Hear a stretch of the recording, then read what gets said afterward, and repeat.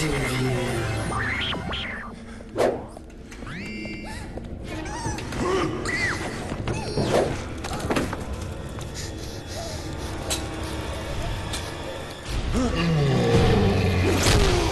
I'm Ken Levine. I'm the creative director of Irrational Games, here to talk about Bioshock. Customization of experience in Bioshock is, I think, a huge component of the game. One thing that, we did this game called System Shock 2, which you mentioned before, but the choice was really internal. It's like you have this character sheet, essentially, that you went to, and if you did more damage of a certain type, it would just be a number that got rolled under the hood. And our goal of Bioshock is to give that same amount of choice, but to bring it all to the surface. Tonight you saw us using the electro bolt, which is a power the player can choose to have, and he can power it up for the course of the game. And it's not just a thing that does electrical damage; it's a thing that stuns enemies. It shuts down machines for a temporary period of time. But if an enemy's in water, it will electrocute him. And then you combine it with other things, and it will arc from enemy to enemy if he's in water. You see things like the Incinerate. It's not just something that does fire damage. Guys get hit by Incinerate, start screaming and running around it. There's a body of water nearby, they'll throw themselves in it. And then use the Electro Bolt to zap them with the electricity while they're doing that. You see telekinesis. You saw me catching grenades out of the air. You saw me using it to throw things at guys, to light things on fire and then throw at guys.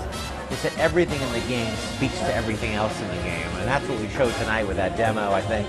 And when you play the game, you see the beginnings of that. The beginning ramps up, obviously. Man has a choice.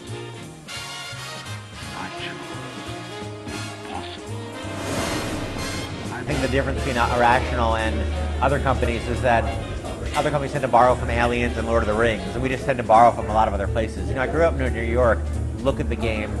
I always loved Rockefeller Center and the Empire State Building and the looks of those. And when we started working on this game, I went over there and photographed everything. I'd read a bunch of, 1,000 books, 1,000 movies. Fight Club's a big inspiration, although you may not be able to tell why until later. Ayn Rand's books, a big inspiration. I've always loved 1984. I always loved dystopia stories. I was obsessed with Logan's Run when I was a kid. And I always wanted to make a game about a utopia, or a failed utopia. I think that's the heart of the human experience. We want to create brilliant things, but we're human, so we always screw it up. And no matter how strong our ideals are, it always falls apart. We come from a PC background. This is really our first console game. And so the way we did it was not particularly clever. We have two different teams working on each of the interfaces. And both interfaces had to be awesome. We have a huge amount of experience involving PC interfaces, so that was not a huge challenge for us. We did SWAT and Tribes and System Shock 2 and Freedom Force. So we had a lot of experience with PC interfaces. For us, the challenge is making the console interface good. So we basically had two teams, and that's how you do it, and you don't compromise on that.